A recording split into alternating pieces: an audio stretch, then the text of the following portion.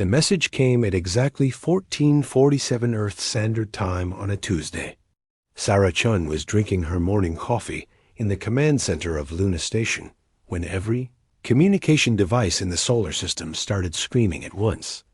The signal was unlike anything humans had ever received. It came through quantum channels they didn't even know existed. It bypassed every security system Earth had built.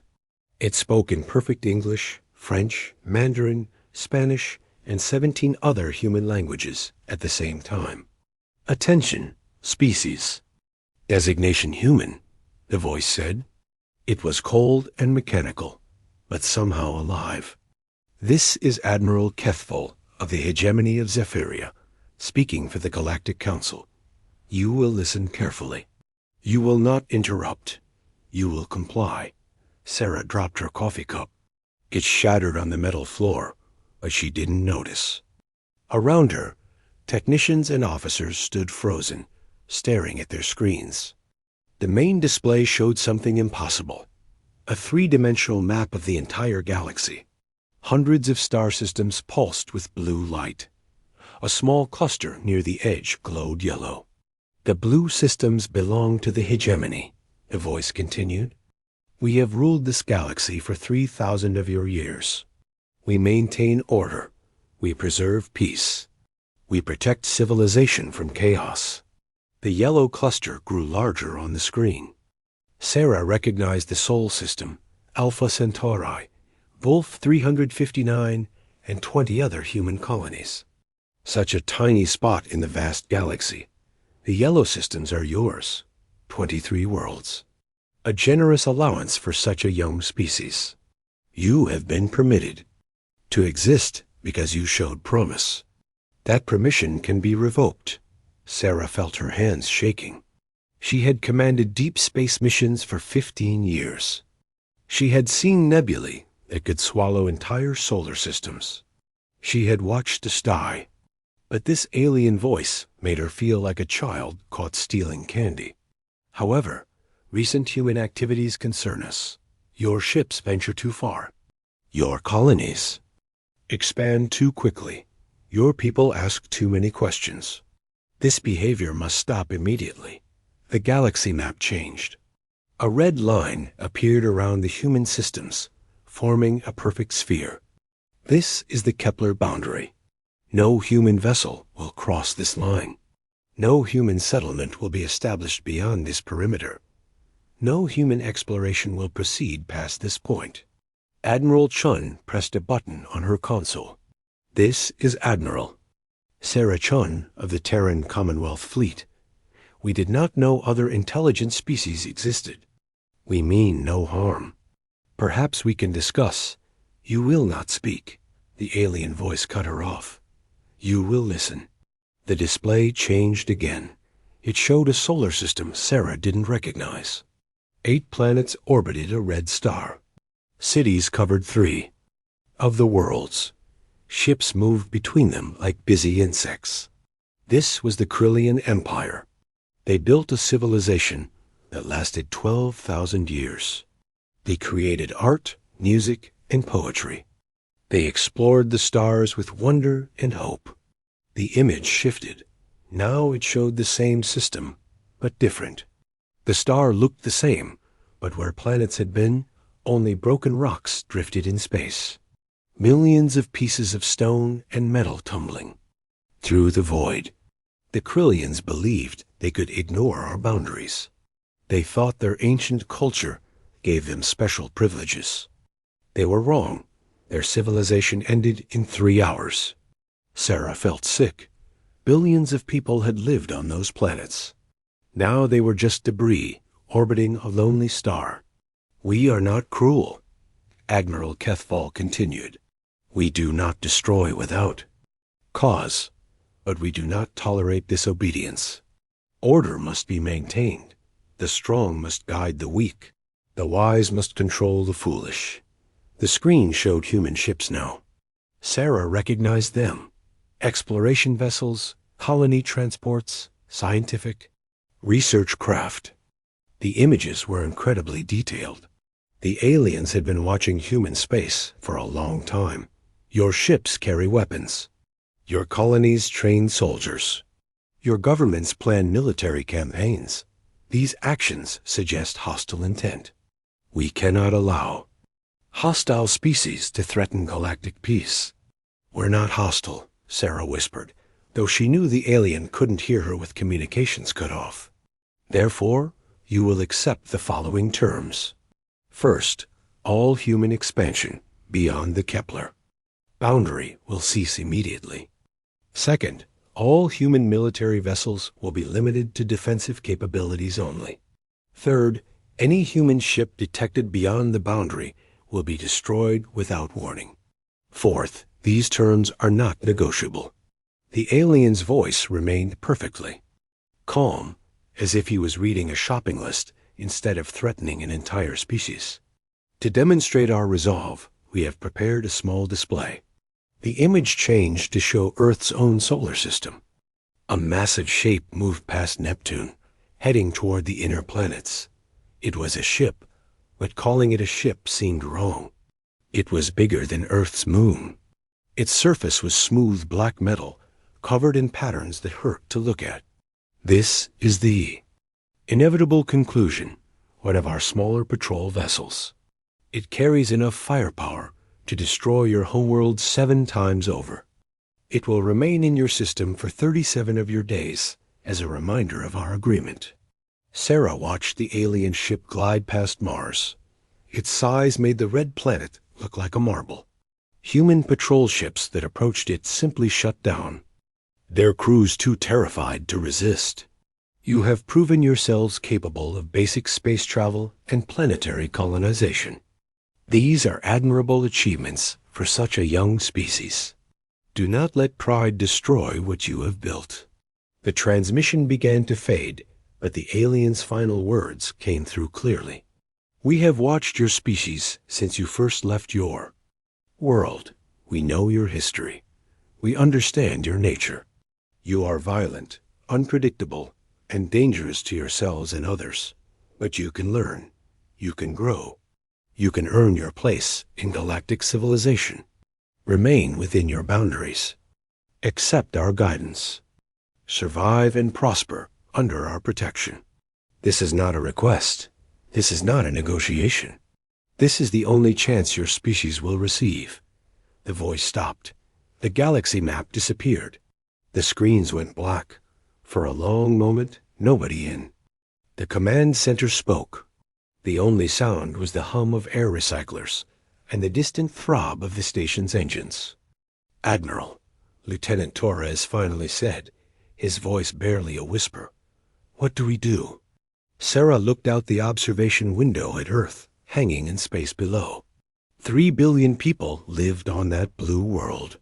Billions more lived on colonies throughout human space. All of them were now prisoners in their own solar systems. Get me a direct line to Earth Command, she said quietly. Patch me through to President Santos, the Defense Council, and every colonial governor.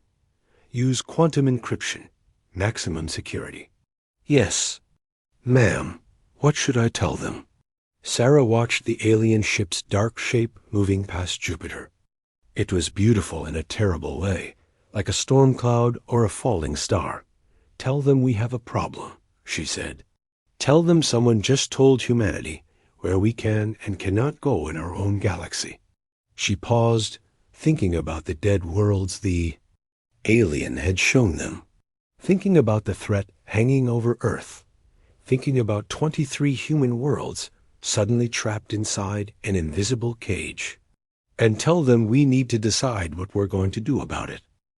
The emergency session of the Terran Senate lasted 18 hours. President Maria Santos watched from her office as politicians argued about humanity's response to the alien ultimatum. Some wanted immediate compliance. Others demanded military action. Most just seemed scared. We should negotiate, Senator Williams from Mars Colony was saying. Perhaps we can reach a compromise. Maybe they'll allow limited expansion if we agree to their oversight. Senator Park from the Centauri system shook her head. You saw what they did to the Krillians. These aliens don't negotiate. They give orders and expect obedience. Then what choice do we have? Williams shot back. Fight a war we can't win? Get humanity wiped out because of pride? Santos turned away from the debate. She had heard the same arguments all day. Fear versus defiance. Survival versus freedom. The same choice humans had faced throughout history. Her aide, Captain Rodriguez, entered with a datapad. Ma'am, we're getting reports from the outer colonies. The aliens are building something. Santos took the pad and read the report. Her blood went cold. Monitoring stations? Yes, ma'am. Massive structures positioned just outside our boundary. They appeared overnight. Our long-range sensors count at least 30 so far. The president pulled up the tactical display. Red dots marked alien positions around human space. Each dot was larger than humanity's biggest space station. Each one bristled with weapons that made Earth's nuclear arsenal look like firecrackers. It's a cage, she whispered. Rodriguez nodded grimly. Admiral Chun requests permission to approach one of the stations. She wants to get detailed scans. Absolutely not. We don't provoke them until we know what we're dealing with. But even as Santos said the words, she knew provocation was inevitable. Humans weren't built to accept cages. 3 weeks later, the first incident occurred. The research vessel Curiosity was studying a pulsar near the Kepler boundary when a solar flare damaged their navigation systems.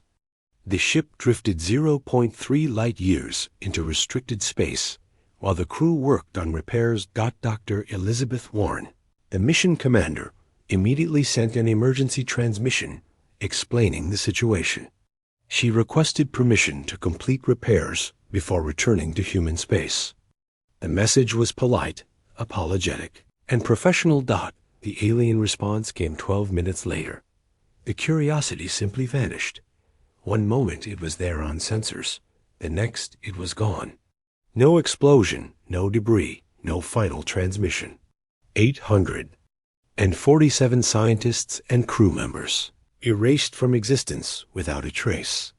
Admiral Chun was in her quarters aboard the starship Indomitable when the news reached her. She had been reviewing deployment schedules for the outer patrol routes. The datapad slipped from her hands as she read the report. All hands, she said quietly. Her voice was picked up by the ship's communication system and broadcast throughout. The vessel. This is Admiral Chun. As of 1347 hours today, the research vessel Curiosity and all souls aboard were destroyed by alien forces while conducting peaceful scientific research. She paused, feeling the weight of command, the weight of all the decisions that would follow this moment. The aliens claim this was justice for violating their boundary. They say Dr. Warren and her crew deserve to die because they crossed an invisible line in empty space. They want us to accept this. They want us to be grateful for their mercy in not destroying more ships. Throughout the Indomitable, crew members stopped what they were doing to listen. In engineering, mechanics put down their tools. On the bridge, officers turned away from their stations. In the mess hall, conversations died. I have a different opinion, Chun continued.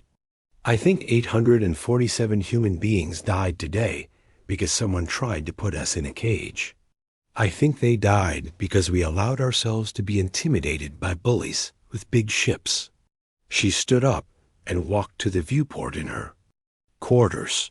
Stars stretched away in all directions, beautiful and infinite. Somewhere out there, alien monitors watched human space like prison guards. We are not slaves. We are not prisoners. We are not pets to be kept in a comfortable zoo. We are human beings, and we go where we choose. The transmission ended, but Chun's words spread throughout the fleet within hours. By the end of the week, every human in the colonies had heard them. The alien monitoring stations picked up this communications, but their occupants didn't understand what they were hearing. The hegemony had conquered 412 different species over 3 millennia. Every conquest followed the same pattern. First came resistance, brief and futile. Then negotiation, desperate attempts to find compromise. Finally, acceptance. As the defeated species learned to live within whatever boundaries the hegemony allowed, Admiral Kethval expected humans to follow this pattern. His analysts had studied human history and psychology.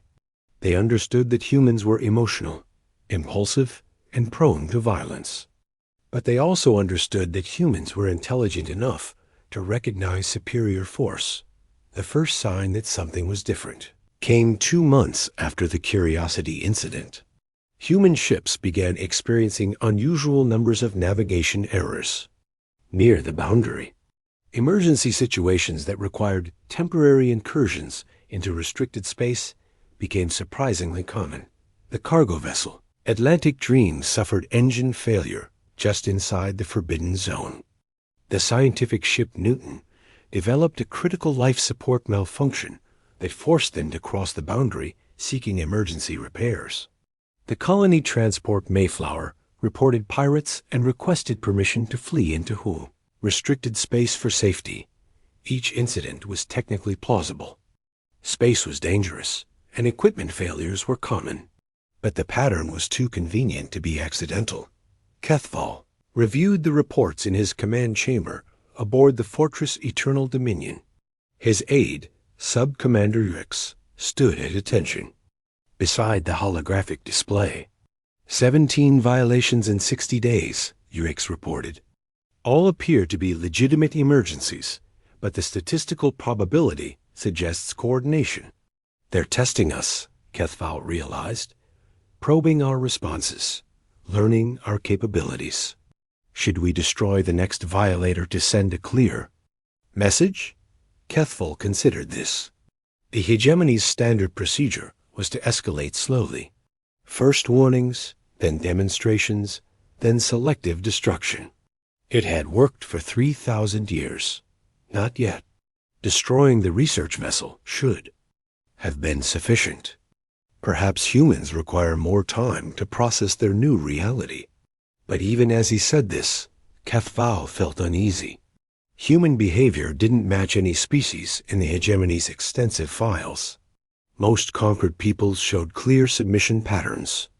By now, they would be sending diplomatic missions, offering tribute, begging for forgiveness. Humans weren't doing any of those things. Instead, they were building more ships. Military production in human space had increased by 300%. Since the ultimatum, new defense platforms appeared around major colonies. Combat training exercises became larger and more frequent. Sir, Rick said carefully, perhaps we should reconsider our approach. Human military buildup suggests they may be planning active resistance. Let them build, Kethval replied. Their largest battleship carries less firepower than our smallest patrol craft. Their entire fleet couldn't threaten a single monitoring station. He was right, of course. Human technology was primitive compared to hegemony standards. Their weapons were crude, their ships slow, their tactics predictable. Any direct confrontation would end in minutes with human defeat. But Kethval was making the same mistake the hegemony had made with every previous conquest. He was assuming that military superiority guaranteed victory. He was assuming that rational beings would always choose survival over freedom. He was assuming that humans were like every other species the hegemony had encountered. 3 months after the Curiosity incident, President Santos received a personal message from Admiral Kethval. It appeared on her private terminal with the same mysterious technology that had delivered the original ultimatum. President Santos, the alien's image said. It was the first time humans had seen their captor. He looked almost human, except for the silver skin and the eyes that were too large and too dark. I am Admiral Kethval.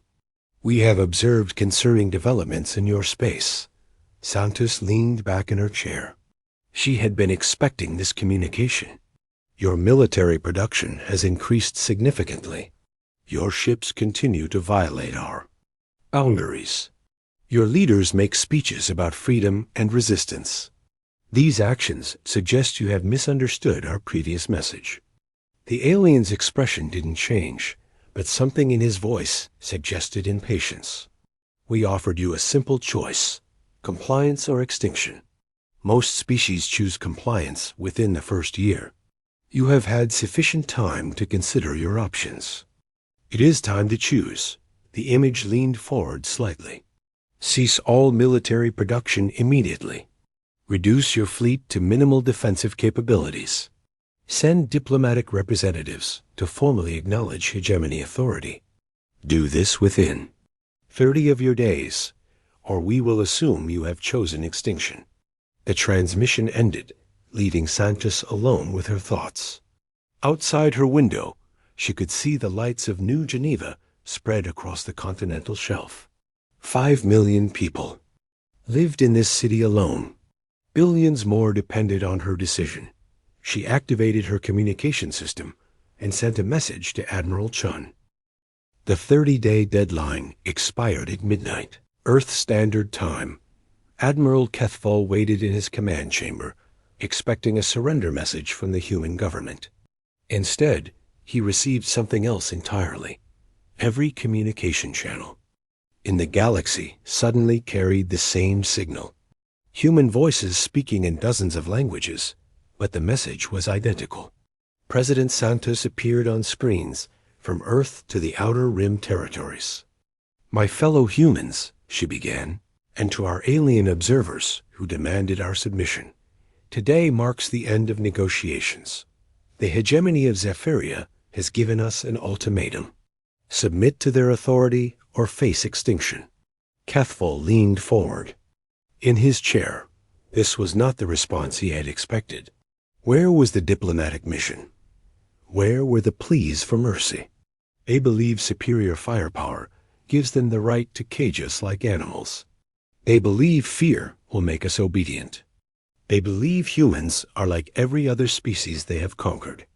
Santos paused, looking directly into the camera. Her eyes held no fear, only determination. They are wrong.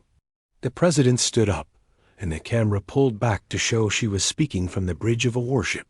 The Indomitable's command center bustled with activity behind her. We are the children of a world that tried to kill us every day for millions of years. We survived ice ages that should have destroyed us. We endured plagues that killed half our population. We fought wars that nearly ended our civilization, then rebuilt from the ashes stronger than before. On monitoring stations throughout human space, alien technicians watched in confusion. This was not how defeated species were supposed to behave. You think your weapons frighten us? We invented weapons that could crack planets before we learned to travel between stars. You think space is hostile? We call it home. You think isolation will break us? We've been alone in the universe for our entire history, until now.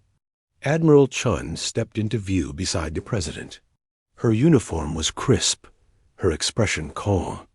Behind her, the main display showed the positions of human fleet elements throughout the solar system. Therefore, Santos continued, we reject your ultimatum. We reject your authority. We reject your right to decide where humans cannot go in our own galaxy. The alien monitoring stations began sending urgent reports to their commanders. This was unprecedented. No species had ever broadcast their defiance to the entire galaxy. In 1 hour, a human fleet will cross the Kepler boundary. We will establish a colony on the world you call Kepler 442b.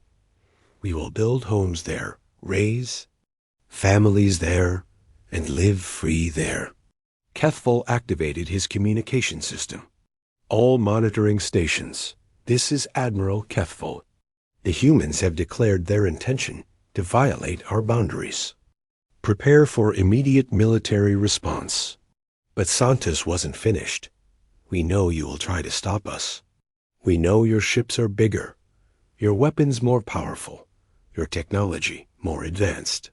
We know you expect us to surrender when faced with impossible odds."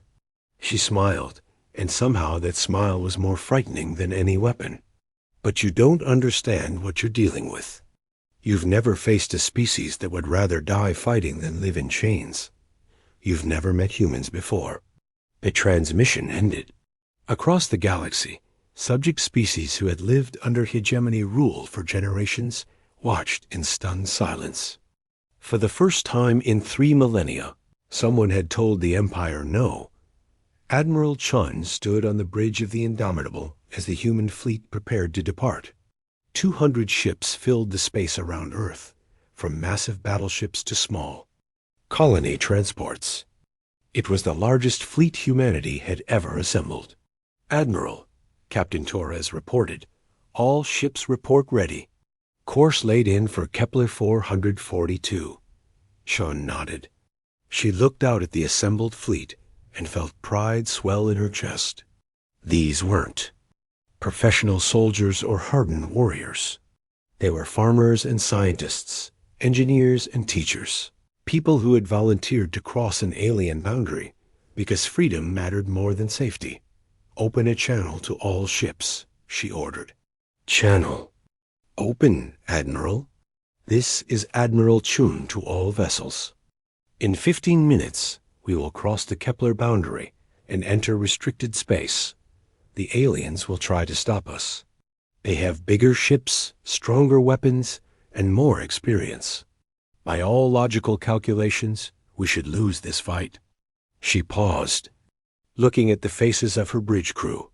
Young people, mostly. Kids who had grown up free and intended to stay that way.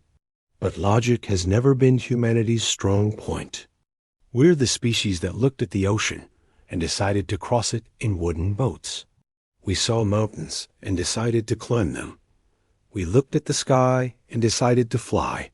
Across the fleet, crews listened to her words while making final preparations. Weapons were charged, shields activated, course corrections calculated. Today, we look at an empire that has ruled the galaxy for 3,000 years, and we decide to fight it.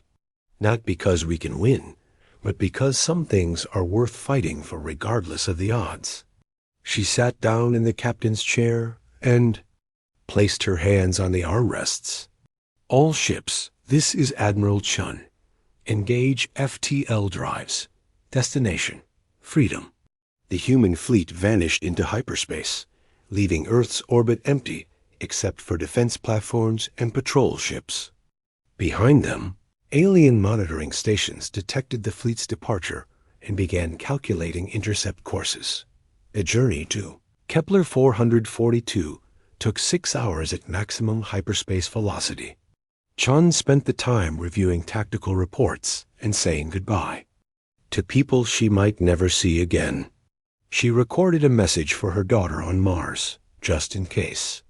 "Admiral," the navigation officer called out, "dropping to sublight in 30 seconds. All stations, battle alert, shields up, weapons armed. Let's see what's waiting for us." The fleet dropped out of hyperspace at the edge of the Kepler 442 system. Immediately, every sensor screen lit up with contacts. 50 alien warships formed. A wall between the humans and their destination planet. The ships were beautiful in a terrifying way. Sleek curves of silver metal, each one the size of a city. Energy patterns danced along their hulls like captured lightning. They hung motionless. In space, waiting. "Jesus," someone whispered on the bridge. Chun studied the tactical display. Each alien ship outmassed the Indomitable by a factor of 10. Their weapons could probably vaporize human vessels with single shots. It was exactly the kind of hopeless situation humans had been facing for their entire history. "Admiral," the communication officer said, "we're receiving a transmission from the alien fleet. Put it on screen." Admiral Kethfall appeared on the main display. His silver features were set in an expression of cold authority. "Human vessels, you are in violation of hegemony space. You will power down your weapons and prepare to be escorted back to your territory. Any attempt to proceed further will result in your destruction. Chun stood up and walked to the center of the bridge. Around her, the crew waited for her response. Throughout the fleet, 200,000 volunteers held their breath. "This is Admiral Sarah Chun of the Terran Commonwealth Fleet," she said calmly. "We are proceeding to Kepler 442b to establish a human colony. We advise you to stand aside." Cathvol's expression didn't change. "Admiral Chun, you command a fleet of primitive vessels against the assembled might of the hegemony. Surrender now, and your crews will be permitted to return home. Continue this course, and you will all die." Chun smiled the same smile President Santos had shown in her broadcast. "Admiral Cathvol, you clearly don't understand the situation. We're not here to negotiate. We're not here to surrender. We're here to show the galaxy what happens when you try to cage humans." She turned to her tactical officer. "All ships, attack formation. Target the alien flagship." "Admiral," Cathvol said, his voice carrying a note of genuine confusion, "your fleet cannot hope to defeat our forces. This is suicide." "Maybe," Chun replied, "but it's our choice to make. And that's what you never understood about humans. We'd rather die free than live as slaves." She sat back down in her chair and looked at her crew. Young faces, scared but determined. The kind of people who had built humanity's first cities, explored its first continents, and reached for its first stars. "Fire when ready," she said quietly. The human fleet opened fire as one. Energy beams and missile salvos streaked across space toward the alien wall. It was a pitiful display compared to what the hegemony ships could produce, but it marked the moment when humanity officially went to war with the galaxy's dominant empire. The aliens responded with overwhelming force. Beams of pure energy lanced out from their ships, each one capable of destroying a human vessel with a single hit. The space between the two fleets lit up like a miniature star as weapons fire filled the void. But something unexpected happened. The human ships didn't retreat when faced with superior firepower. They didn't surrender when their shields failed. Instead, they adapted. Ships with damaged weapons switched to ramming attacks. Vessels with failed life support transferred there. Crews to other ships, then used the empty hulks as decoys. When conventional tactics failed, humans improvised new ones on the spot. The Indomitable took a direct hit that knocked out half her systems. Instead of withdrawing, Chun ordered the ship to charge directly at the alien flagship.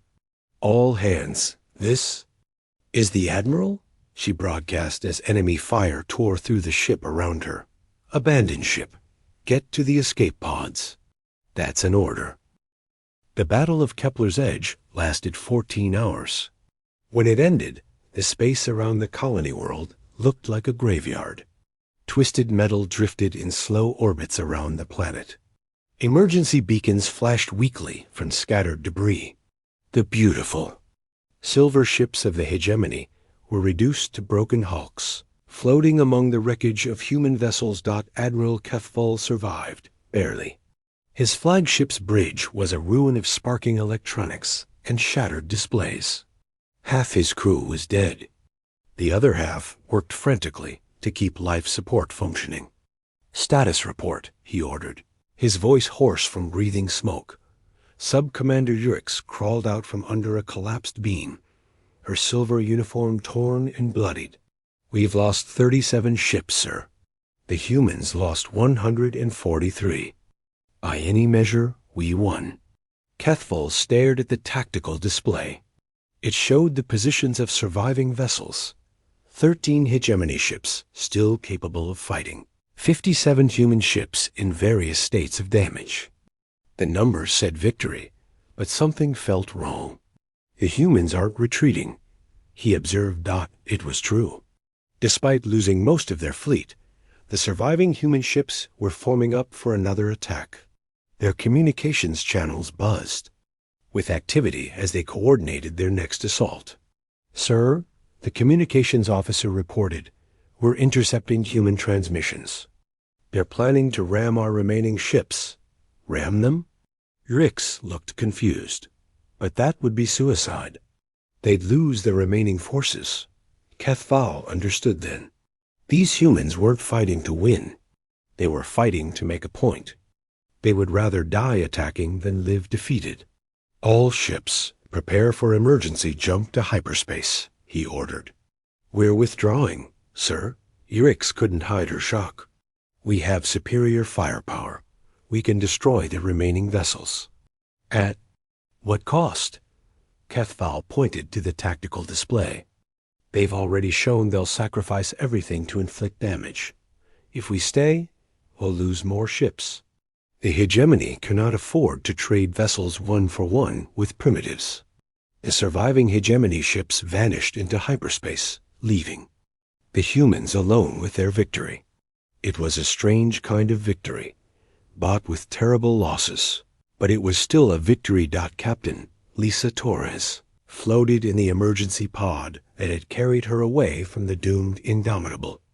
Through the small viewport, she watched Admiral Chun's sacrifice play out again on her suit's recorder. The collision between the human flagship and the alien command ship lit up space like a new star. Captain, her communication system crackled. This is the Defiant. We're picking up survivors. Stand by for rescue. Torres activated her beacon and waited. Around her, other pods drifted in the darkness. So many good people lost. So many families that would never see their loved ones again. But they had done something no other species had managed in 3,000 years. They had made the hegemony retreat. 3 days later, President Santos received a priority transmission from the surviving fleet commander, Captain Rodriguez of the Defiant. Madam President, Rodriguez's image appeared on the secure channel. His face was haggard, his uniform scorched from battle damage. Mission accomplished. Kepler 442b is ours. The colony ships made it to the surface while we kept the aliens busy. 2,000 settlers are already building the first settlement. Santos felt relief wash over her. The cost had been enormous, but humanity had proven its point. They could not be caged. What about casualties? She asked, though she dreaded the answer. We lost 60% of the fleet, Mom. 43,000 personnel. Admiral Chun died, destroying the alien flagship. But the aliens lost more ships than they expected. They withdrew rather than accept further losses. Santos nodded grimly. She would have to explain to the families why their loved ones had died. Fighting aliens in a distant star system. She would have to justify the cost of human defiance. But first, she had to deal with an unexpected problem. Captain Rodriguez, we're receiving strange reports from our intelligence services. Are you familiar with something called quantum consciousness transfer? Rodriguez looked puzzled. No, ma'am. Should I be? Apparently, Admiral Chun's final transmission included more than her last words. Our scientists detected a massive data, burst in the moments before the Indomitable's destruction. The signal was transmitted to every ship in our fleet using quantum encryption. Santos pulled up a classified file on her display. The data burst contained a complete neural map of Admiral Chun's brain patterns, memories, and personality matrix. Everything that made her who she was. Understanding dawned in Rodriguez's eyes. You mean she's not really dead? That's exactly what I mean. Our quantum labs on Luna have been working around the clock. They've constructed a cloned body based on Chun's genetic patterns and uploaded her consciousness into it. She woke up this morning asking for a status report. The implications were staggering. If humans could transfer consciousness at the moment of death, then they were essentially immortal. They could fight with complete disregard for casualties, because death was temporary. Ma'am, Rodriguez said slowly, does this mean all the crew? Members who died in the battle. Every ship in our fleet was equipped with the same quantum consciousness transfer system. We've been secretly developing the technology for 5 years, but this was the first real-world test. Captain, we didn't lose 43,000 people. We lost 43,000 bodies. Santos smiled for the first time since the battle began. The crew of the Indomitable will walk again within the month. Every pilot who died ramming alien ships will fly again. Every soldier who fell defending the colony will stand guard again. The conversation was interrupted by an emergency alert. Santos's aide burst into the office with a datapad. Madam President, you need to see this. The alien attack footage has gone viral across the galaxy. Santos took the pad and watched in amazement. The battle recordings were playing on communication networks throughout hegemony space. Subject species who had never seen their conquerors challenged were watching humans die rather than submit. But more importantly, they were watching humans win. The footage shows everything, the aide explained excitedly. Admiral Chun's sacrifice, the ramming attacks, the aliens retreating. It's spreading faster than the hegemony can suppress it. On 17 different worlds, subject species watched the Battle of Kepler's Edge and began asking dangerous questions. If humans could resist the hegemony, why couldn't they?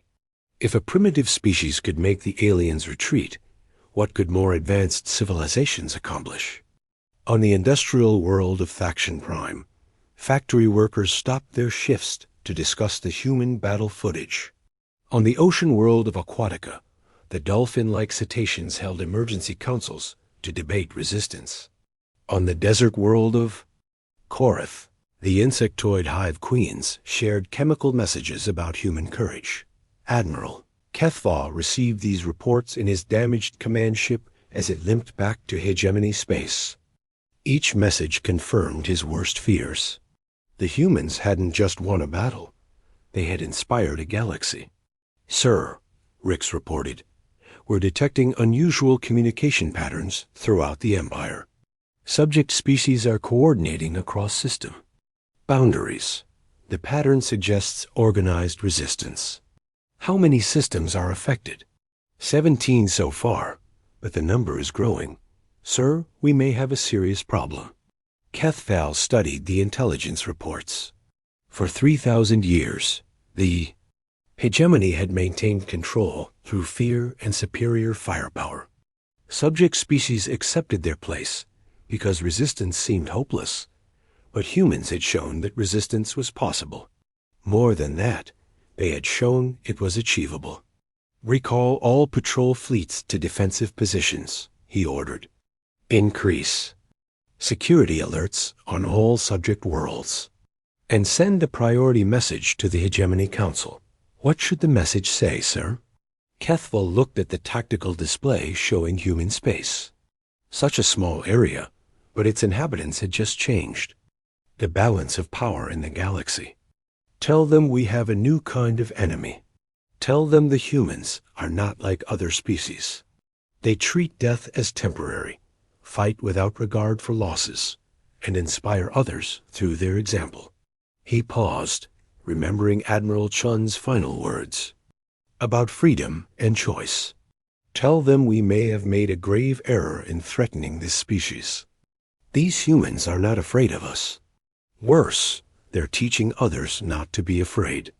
Meanwhile, in the newly established colony on Kepler 442b, 2,000 human settlers worked to build their new home. They had watched the battle in orbit through telescopes and communication links. They had seen their protectors die to give them freedom. Now they raised buildings and planted crops on soil watered with human blood. They named their first settlement Chon City, in honor of the admiral who had died and lived again for their freedom. And every night, as they looked up at the stars, they knew that somewhere out there, the hegemony was learning what it meant to face an enemy that could not be intimidated, could not be defeated, and would never surrender. The war for galactic freedom had begun, and humanity had fired the first shot. The Hegemony Council met in emergency session aboard the massive fortress Eternal Dominion. orbiting the capital world of Zephyria Prime.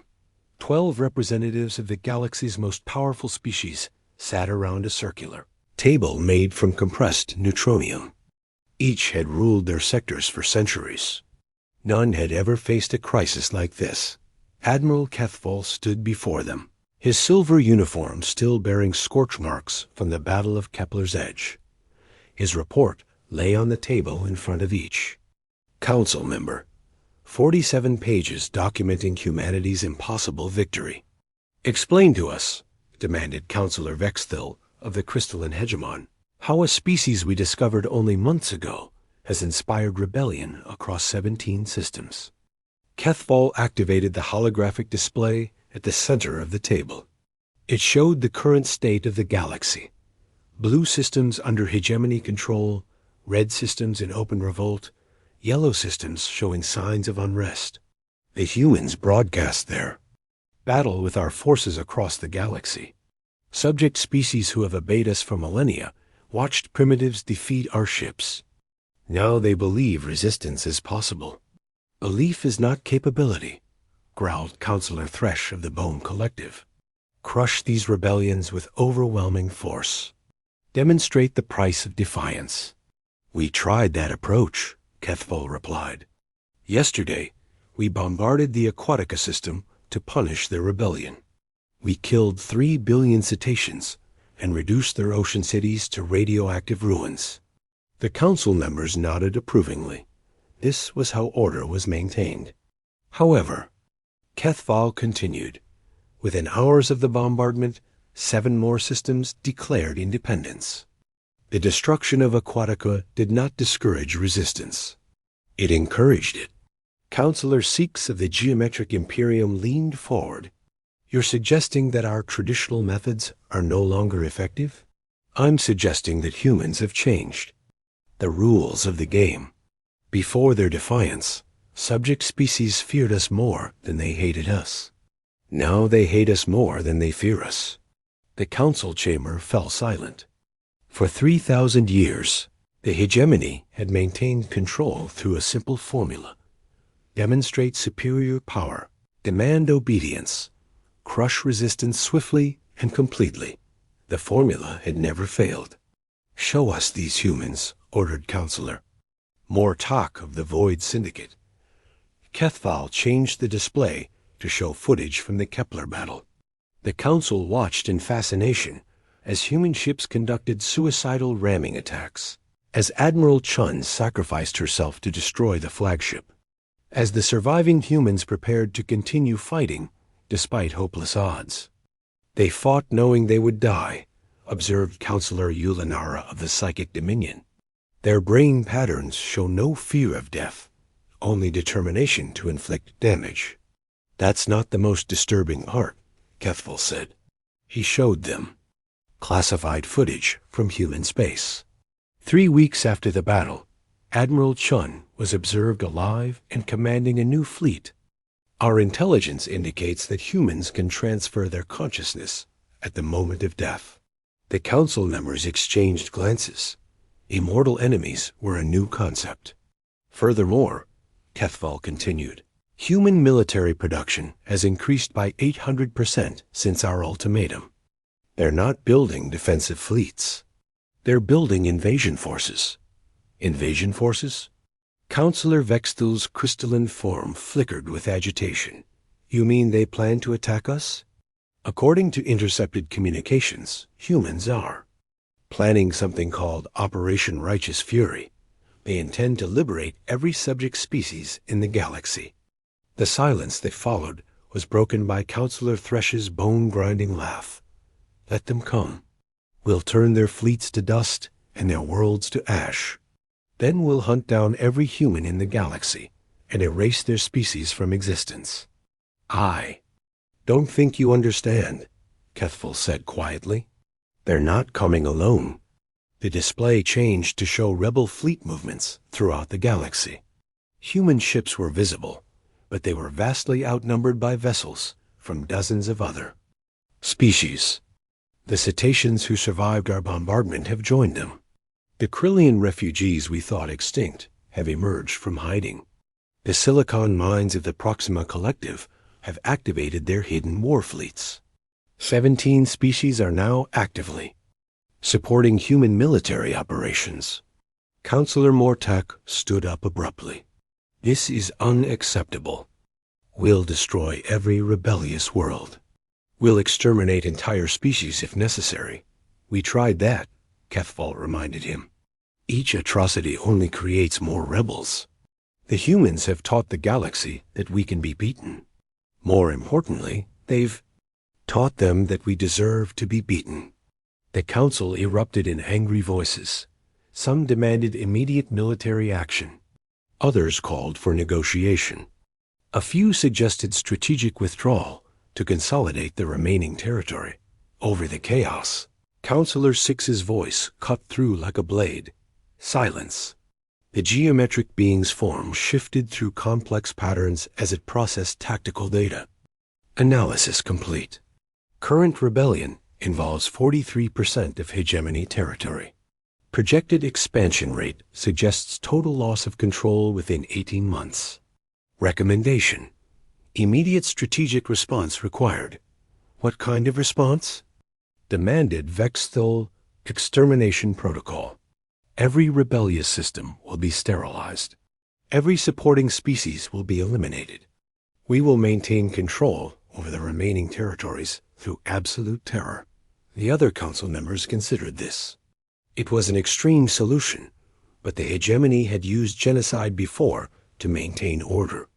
The cost will be enormous, Counselor. Yulanara observed. We're talking about destroying hundreds of worlds, killing trillions of beings. The alternative is the end of the hegemony, Six replied. These humans have infected the galaxy with dangerous ideas about freedom and resistance. The infection must be cauterized before it spreads further. The vote was close. 7 in favor of extermination, 5 opposed. But it was enough. Admiral Kethval, Counselor Thresh announced, you will implement Extermination Protocol 7 across all rebellious territories. Every world that has defied us will be reduced to molten slag. Every species that has supported the humans will be eliminated completely. Kethval bowed formally. It will be done, counselors. But as he left the council chamber, the Admiral felt a cold certainty in his heart. The hegemony was about to make the same mistake tyrants had made throughout history, responding to rebellion. With greater oppression, the humans had shown the galaxy that the hegemony could be resisted. Now the hegemony was about to show the galaxy why resistance was necessary. Admiral Sarah Chun stood on the bridge of her new flagship, the Indomitable II, watching the largest fleet in human history prepare for departure. 2,000 ships filled the space around Earth, but they were dwarfed by the Allied forces that had joined them. Cetacean bioships from Aquatica moved through space like living whales, their organic hulls bristling with evolved weapons. Silicon-mined vessels from the Proxima Collective appeared as geometric impossibilities that hurt to look at directly. Krillian survivors piloted ships built from the debris of their destroyed homeworld, each vessel a monument to their dead civilization. Admiral, Captain Torres reported, all fleets report ready for departure. Total force, 8,700 vessels from 43 different species. Chun nodded. It was the largest military force ever assembled by the galaxy's subject. Peoples, but it still wasn't enough to match the hegemony's full strength. That's all right, she thought. We don't need to match them. We just need to outlast them. Open a channel to all ships, she ordered. Channel open, Admiral. Chun looked. Out at the assembled fleet. Humans and aliens working together for the first time in galactic history. United not by conquest or fear, but by a shared desire for freedom. This is Admiral Chun to all vessels. 6 months ago, the hegemony tried to cage humanity. They told. U.S. where we could, and couldn't go in our own galaxy. They threatened us with extinction if we disobeyed. She paused, remembering her first death at Kepler's edge. The pain of the ship exploding around her. the satisfaction of taking the alien flagship with her. We showed them what happens when you threaten humans. Today, we show them what happens when you threaten our friends. Throughout the fleet, crews from dozens of species listened to her words. Each had their own reasons for joining the fight. Each had suffered under hegemony rule, but all were united in their determination to end 3,000 years of oppression. The hegemony believes they can terrorize us into submission. They're preparing to destroy rebellious worlds to set an example. They think genocide will restore their authority. Chun's voice hardened. They're about to learn that humans don't respond well to genocide threats. We're going to Zephyria Prime, the heart of their empire. We're going to end their government, scatter their fleets, and free every enslaved species in the galaxy. The combined fleet began moving toward the edge of the solar system, preparing for the longest hyperspace jump in history. I won't lie to you, Chun continued. Many of us won't survive this battle. The hegemony has ruled the galaxy for 3 millennia. They have weapons we can barely imagine, ships that outclass our best vessels, and the experience of 1,000 conquered worlds. She smiled, the same smile President Santos had shown in her defiant broadcast. But they've never faced anything like us. They've never fought an enemy that treats death as temporary, views impossible odds as Tuesday, and